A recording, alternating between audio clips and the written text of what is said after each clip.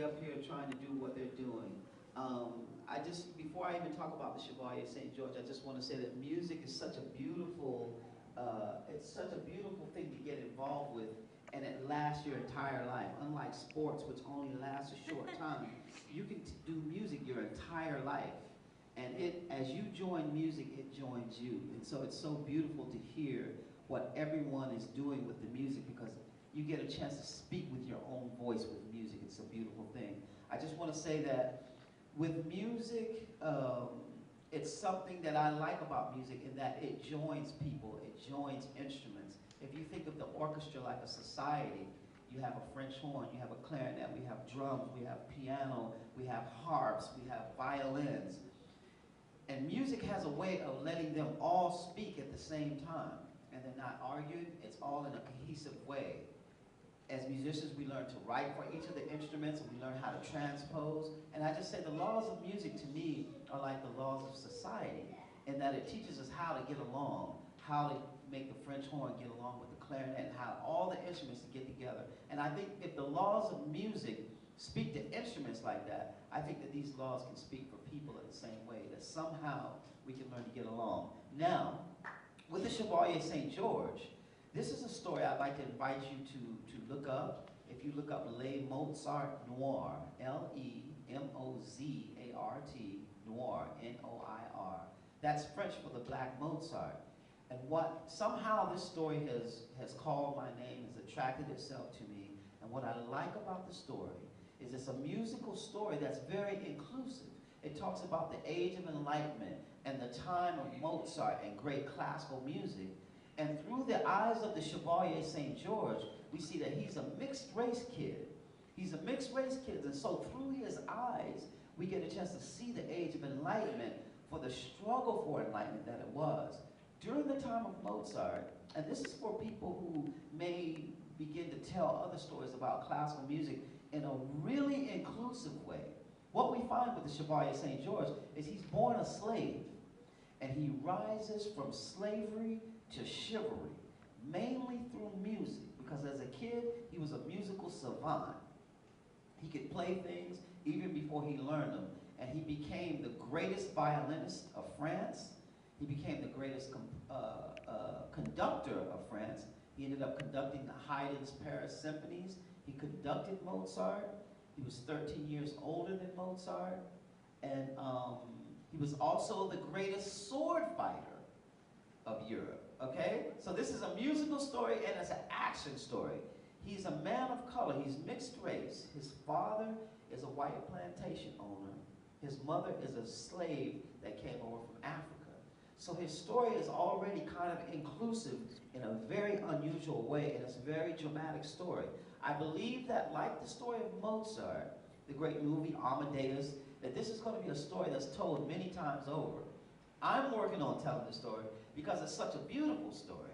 And through this story, what I see is that it's so inclusive because this age with all of this great music is a very intense time where the global slave trade is at its height. It's not in the middle, it's not over, it's at its very height.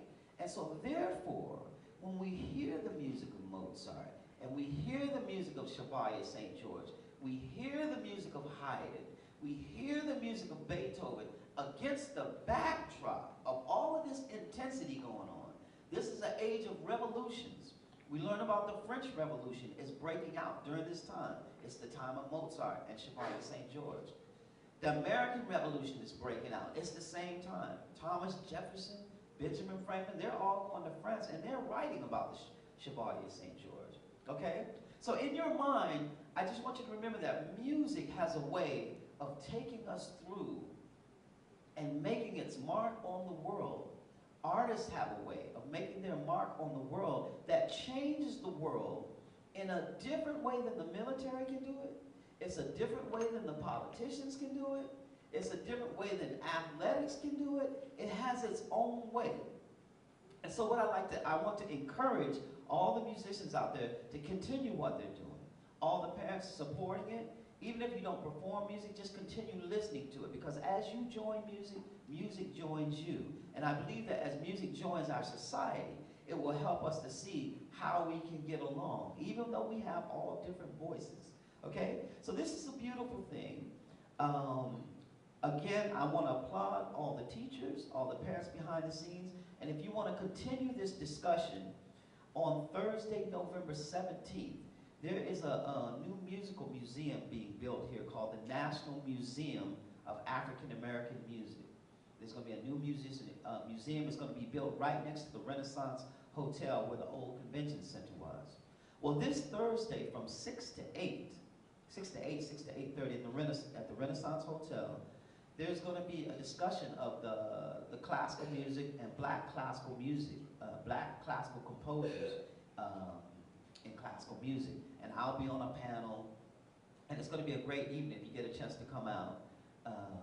Look up, you can find the information on National Museum African American Music, NMAAM.org, NMAAM for National Museum African American Music.org, and find out more information. Also, this is Music City, so I want to applaud. Can we just applaud all the young performers again and teachers? This is so wonderful because we're living in a place that's called Music City, and we see that music is coming up with all the young talent coming. I've heard beautiful music. I also want you to remember here, if you get a chance, I had a brother that played saxophone that passed away. I'm from a musical family, and there's my youngest brother, Victor Wooten, who plays the bass. My brother, Joseph Wooten, plays keyboards. He's out with Steve Miller Band, if anybody's heard Steve Miller. I play with Bela Fleck and the Flecktones and working on different projects. And my older brother, Reggie's called the teacher, who also does a lot of teaching with young people. There's something very special with my saxophone playing brother who passed away a couple of years ago. He loved the saxophone, he loved music, he'd be so happy to hear what everybody's doing today. Well, there's some friends of his and some business people that have gotten together, and they're creating a new jazz club for Nashville. It's going to be called Rudy's Jazz Room. It's going to be named after my brother, and it's just such a beautiful, heartfelt experience to see this happening. If you get a chance, go online and look up Rudy's Jazz Room, because I expect to see some of these performers, these beautiful saxophone players, piano players, I expect to see some of these performers performing in that room. It's going to be open 7 nights a week, and where they are right now is they're raising money to buy a beautiful Steinway piano. And they're over halfway. It's a $40,000 piano, and they're about $25,000, almost $30,000. And they're asking people just if you want your name permanently in the club, if you put $39 in, you're going to get on some kind of list where you're always going to see your name. And for my brother Rudy and for all the musicians and the love that he had for music and the love that his friends have for him to develop this club, if you get a chance, go to rudysjazzroom.org. Is it .org or .com? rudysjazzroom.com, I believe it is. Okay? Again, to find out about the Black Mozart or the Chevalier St. George, go to lesmozartnoir.com. You can join a conversation that we're going to have at the National Museum of African American Music at the Renaissance Hotel this Thursday at 6 o'clock.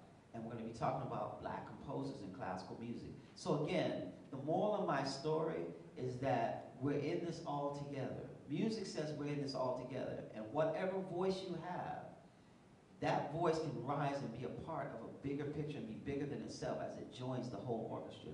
And I think that if not so for instruments, you know, if this is so for instrument, it's even so for people. We're a symphony of brotherhood, and I applaud all of you for taking this journey of music. Thanks for having me speak today. And now we're going to bring it back to Tasha as she ends it out here. All right? Thanks, everybody. Thank you, Roy. I really appreciate it. We did a little switcheroo here at the end. I'm going to be closing it out with a performance. Roy had to be on his way, but thank you, Roy. Everyone, please give him a warm round. I implore you to check out the things he talked about. They're very wonderful. Okay, I'm going to be performing a Beethoven piece, Sonata in F minor. I hope you all enjoy it.